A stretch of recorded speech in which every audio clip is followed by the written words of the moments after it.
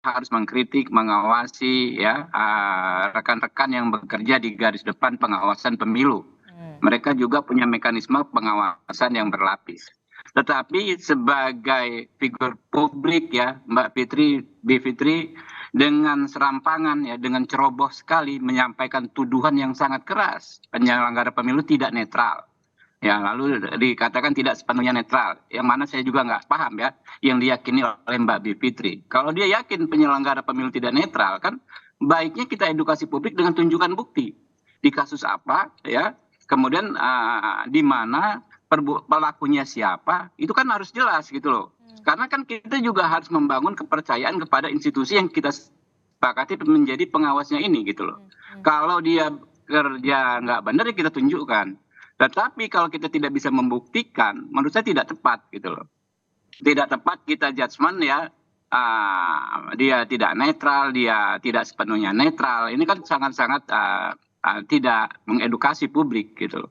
Jadi nggak apa-apa lah, saya pikir kita perlu teman-teman yang kritis seperti ini ke depan, saya yakin ya, dengan situasi seperti saat ini, siapapun tidak akan bisa melakukan kecurangan dengan leluasa, ya, siapapun. Ya, Karena siapapun kita ya, saling mengawasi semua. karena semua Iya, sudah pegang handphone, kemudian kalau misalkan iya, kita bisa saling mengawasi dibuktikan semua ada kok, video gitu dan loh. juga Saling foto, mengawasi termasuk. tinggal dilaporkan begitu. Ya, tetapi sebaliknya, ya kan, kita juga nggak bisa mendorong-dorong publik untuk melakukan yang namanya misalnya pengadilan publik, ya kan, pengadilan dengan media nggak bisa.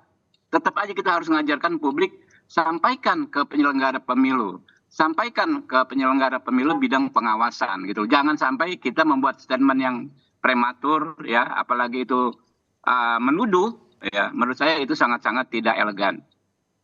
Oke.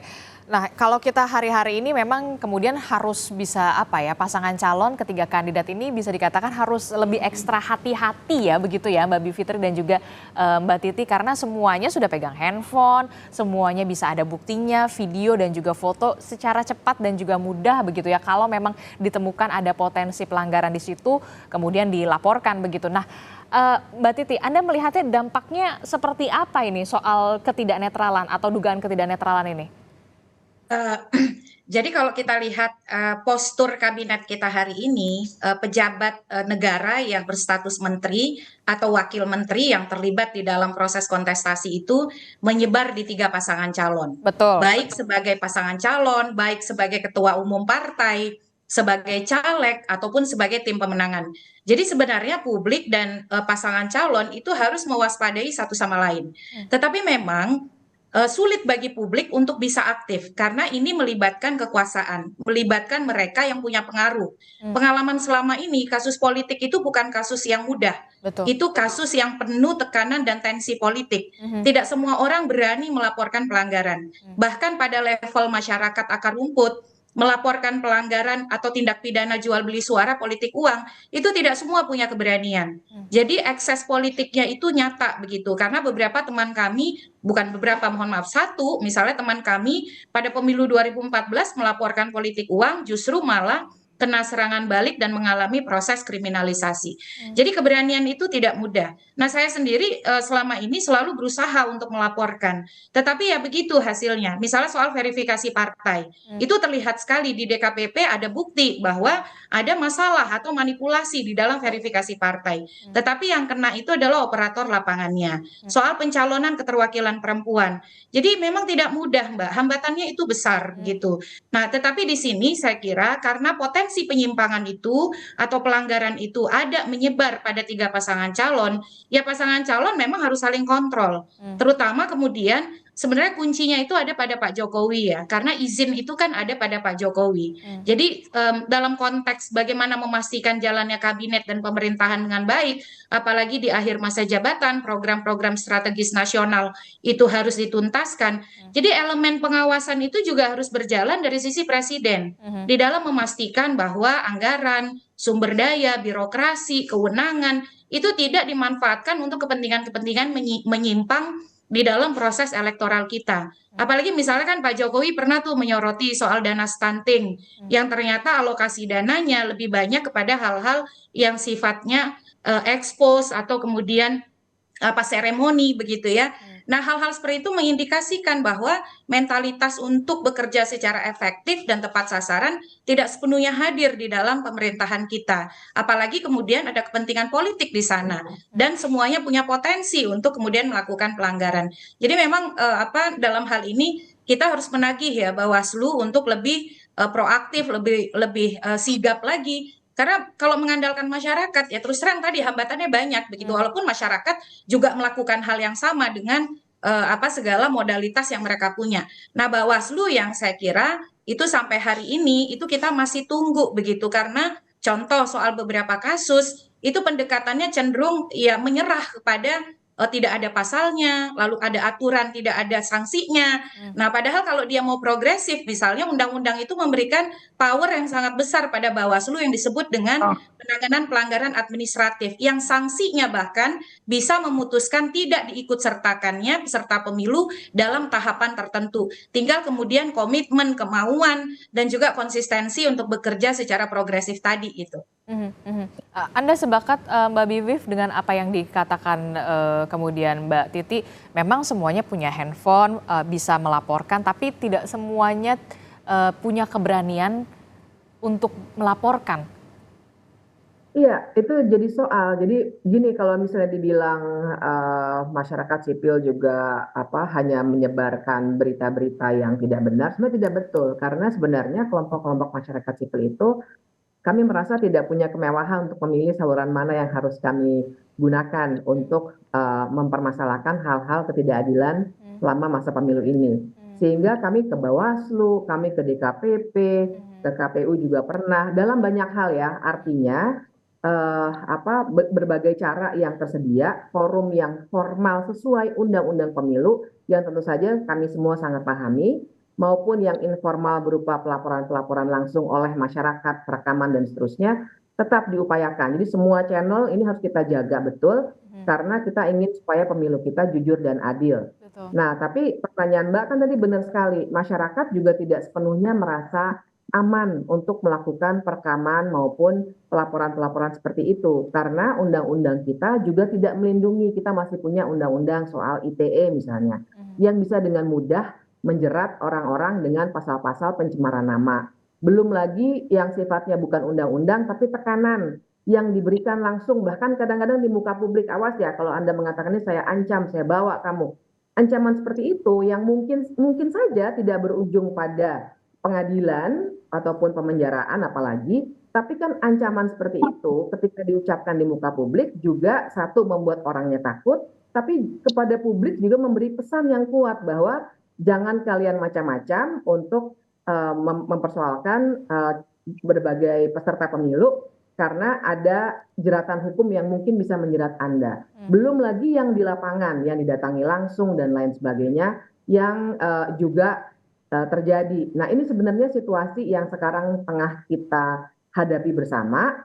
Nah, itu justru kuncinya memang karena ada tangan-tangan kekuasaan yang kadang-kadang kalau kita berbicara legal formal saja, Mbak, mungkin memang tidak sepenuhnya akan terjadi seperti saya katakan, ancaman nanti saya laporkan ke polisi. Mungkin hanya ancaman, tapi kan ketakutan dengan kenyataan adanya proses hukum itu dua hal yang berbeda. Ketakutan itu semua orang bisa lakukan atau bisa rasakan dengan lebih cepat, dan itu yang belakangan ini sering terjadi. Apalagi memang sudah ada 1-2 contoh-contoh di mana mantan jurnalis seperti Aiman Wicaksono, mantan ya karena dia juga sudah mencalonkan diri, atau misalnya jurnalis lainnya yang juga diancam di muka publik itu sudah memberikan pesan yang kuat sehingga memberikan juga ancaman yang membuat masyarakat juga punya kekhawatiran. Ya, jadi geraknya harus rame-rame. Saya tidak bilang tidak perlu, tapi hal-hal seperti ini juga harus kita jaga sama-sama. Karena keinginannya kita ingin pemilu ini jurdil sehingga nanti punya legitimasi.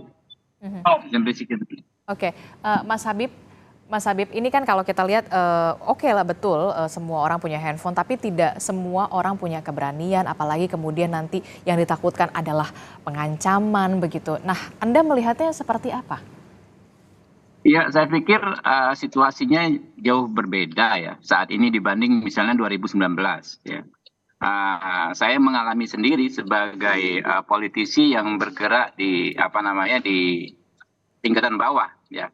Sekarang ini sangat tidak leluasa karena kita bergerak sedikit sudah ada Bawaslu yang datang ikut mengawasi, sehingga sangat terbatas justru gerakan kita ya sangat terbatas. Nah, sehingga bagaimana mungkin kami melakukan pelanggaran dengan pengawasan yang demikian ketat gitu.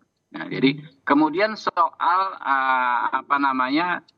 himbauan kita ya, ini himbauan semua pasangan calon juga agar masyarakat ikut mengawasi.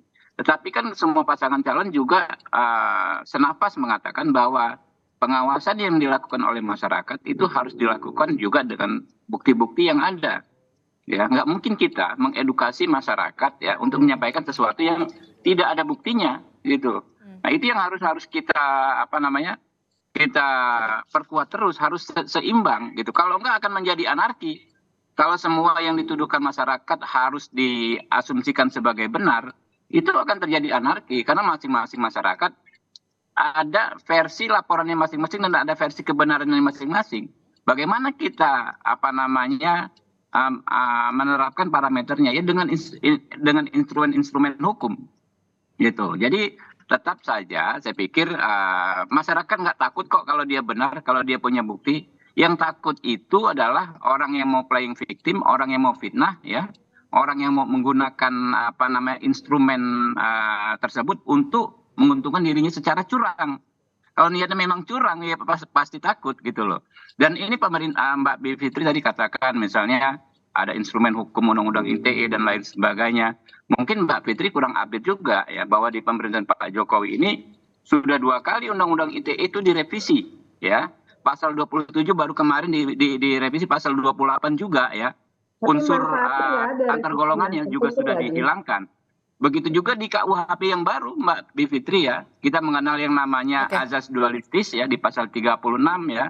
Lalu juga bagaimana Undang-Undang 146 yang paling sering dijadikan alat untuk menjerat orang yang dianggap kritis secara politik itu sudah diganti dengan pasal 263 di KUHP baru yang jauh lebih adil gitu kan, karena orang baru bisa dijerat dengan berita bohong, pasal berita bohong tersebut kalau terjadi kerusuhan akibat apa yang disampaikan. Jadi sekarang kita punya infrastruktur hukum ya punya peraturan perundang-undangan yang jauh lebih baik daripada sebelum-sebelumnya. Oke, silahkan Mbak Bivitri.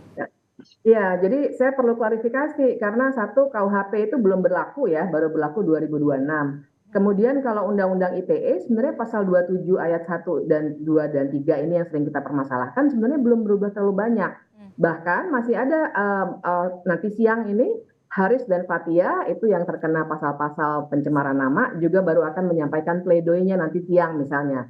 Itu salah satu contoh saja. Dan ada beberapa pasal lainnya yang juga masih kerap digunakan sekarang sedang kami ajukan ke Mahkamah Konstitusi yaitu peraturan mengenai hukum pidana yang juga soal menyebarkan berita onar yang artinya masih banyak pasal-pasal hukum yang masih bisa digunakan dengan konstruksi hukum sedemikian rupa untuk orang-orang yang mencoba untuk kritis. Nah, ini situasi sebenarnya yang sekarang tengah terjadi. Nanti siang masih ada sidang kok soal itu. Artinya memang masih aktif. Masih ada prosesnya yang harus digulirkan. Masih ada proses dan masih sering dijadikan ini cara untuk mengancam juga. Hati-hati loh, nanti jangan lupa Anda bisa kena pasal pencemaran nama misalnya seperti itu. Jadi situasinya masih belum seindah yang kita harapkan yang tadi kita bahas begitu Mbak. Belum seindah seperti yang kita harapkan ternyata Mas Habib. Mas Habib masih di mute, maaf. Ya, ini sudut pandang soal gradasi. Orang yang mungkin paradigmanya memandang semua secara pesimis ya menyampaikan apa yang seperti disampaikan Mbak Titi. Tapi kita lebih kepada ikhtiar ya. Bukan tidak ada perbaikan sama sekali. Dan KUHP baru itu walaupun ya soal dualistik itu ya kalau bisa dipahami. Walaupun baru berlaku ketika KUHP nanti disahkan. Tetapi politik hukum kita sudah seperti itu dan mulai sekarang sudah bisa diterapkan. Ya, bagaimana setiap pembuktian ujaran ya apakah itu mencemarkan nama baik atau lain sebagainya harus dibuktikan ada mens reanya sudah bisa diterapkan saat ini. Gitu loh. Kenapa itu kan politik hukum. Politik hukum ya memang karena kan perlu penyesuaian. Ini kan kita bikin KUHP, itu kan konteks yang lain. Oke. Yang Anda Oke. sampaikan KUHP belum berlaku bukan untuk mengham. Oke, Mas Habib terakhir singkat saja. Berarti untuk pasangan Prabowo Gibran sudah mengajukan cuti ya? Apa namanya Mas Habib? peraturan yang begitu besar. Mas Habib, sayang sekali kita terputus audionya. Mbak Titi, terakhir Mbak Titi, dengan adanya PP 53 tahun 2023 ini, apa yang harus dicermati baik dari pemilih dan juga pasangan calon? Mbak Titi, silakan. Mbak Titi Anggraini.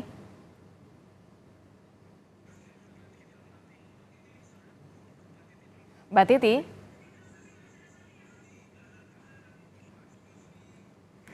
Baik, kita mengalami gangguan komunikasi dalam dialog kita, sayang sekali, tapi kita akan mencoba untuk memperbaiki sambungan internet karena memang tadi kita masih membahas soal bagaimana peraturan pemerintah nomor 53 tahun 2023. Mbak Titi, bisa dengar suara Adisti di studio?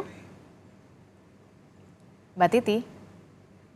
Nampaknya belum. Ya, baru terdengar kembali tadi. Tidak terdengar. Mohon maaf, Bagaimana? kita sempat Ya. terputus. Mbak Titi, terakhir singkat saja, apa yang harus dicermati baik itu untuk paslon dan juga pemilih dengan adanya PP 53 tahun 2023? Karena kalau kita lihat memang cutinya cukup 1 hari di hari kerja, kemudian ketika memang pasangan calon ini bisa dikatakan tidak terpilih begitu ya kan, bisa kembali aktif ke jabatan sebelumnya.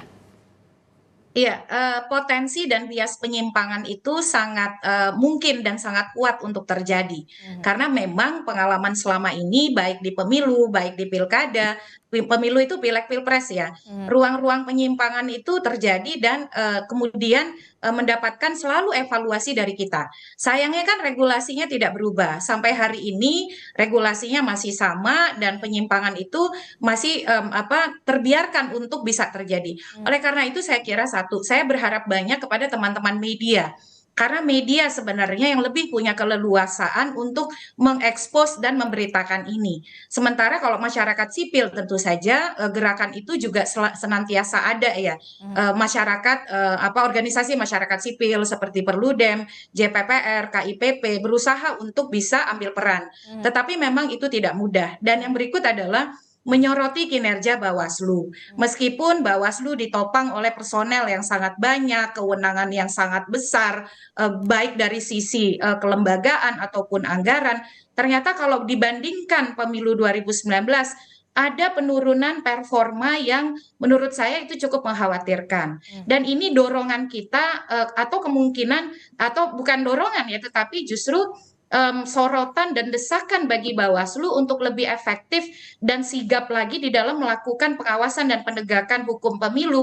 Itu harus terus kita suarakan karena memang kalau Bawaslu-nya saja tidak sigap dan tidak proaktif di tengah dinamika kompetisi yang jauh lebih sengit dengan keterlibatan pejabat negara yang jauh lebih banyak, nah ini akan mengganggu kualitas dan kredibilitas pemilu kita, Mbak Adisti. Itu yang tentu saja kita harapkan bersama-sama ya, kemudian menciptakan pemilu yang jujur, adil, begitu ya. Nah terakhir saya mau ke Mas Habib. Mas Habib, besok kan hari Selasa, masa kampanye dimulai begitu tanggal 28 November. Untuk pasangan Prabowo Gibran, apakah kemudian kampanye ini besok mulai cuti atau seperti apa, berbarengan kampanyenya atau membagi tugas? Terakhir. Ya, saya belum dapat update ya. Yang jelas kami pasangan Prabowo Gibran komit untuk mematuhi semua peraturan perundang-undangan ya terkait pemilu ini dalam melaksanakan aktivitas kampanye. Kami menyerukan ya masyarakat untuk kritis mengawasi kinerja pelaksana dan pengawas pemilu untuk memastikan tidak terjadinya pelanggaran-pelanggaran. Namun ya dalam satu tarikan napas yang sama, kami juga menghimbau masyarakat untuk menghindari perbuatan menyebarkan fitnah, menyebarkan tuduhan yang tidak ada dasar dan tanpa buktinya, demi menjaganya ketertiban ya dalam pelaksanaan pemilu ini. Oke, terakhir Mbak Bivitri, singkat saja. Ya, memang kita harus perhatikannya sekarang jauh lebih detail karena tadi di 2 hal kita bisa lihat ya. Pertama penggunaan anggaran yang sangat mungkin kalau cutinya hanya 1 hari dalam seminggu itu akan sangat susah untuk dibedakan dalam kapasitas apa mereka sedang melakukan kegiatan. Nah, jadi tentu saja kita dorong terus supaya pengawasannya jauh lebih ketat gitu ya. Dan yang kedua untuk juga sangat mendorong Bawaslu terutama dan seluruh jajarannya supaya lebih responsif dan pegangannya jangan terlalu legalistik pada pasal, tapi pada kualitas pemilu. Betul-betul harus jujur dan adil untuk semua pasangan calon. Kita sama-sama punya harapan yang sama begitu ya, pemilu 2024 ini tercipta jujur dan juga adil. Kemudian ada peran-peran, salah satunya adalah media yang punya peran besar juga untuk melakukan pengawasan. Terima kasih Mbak Bivitri telah bergabung bersama kami. Sebelumnya juga ada Mbak Titi Anggraini dari Perludem dan juga ada Mas Habibur Rahman dari Partai Gerindra. Terima kasih, selamat pagi, sehat-sehat selalu.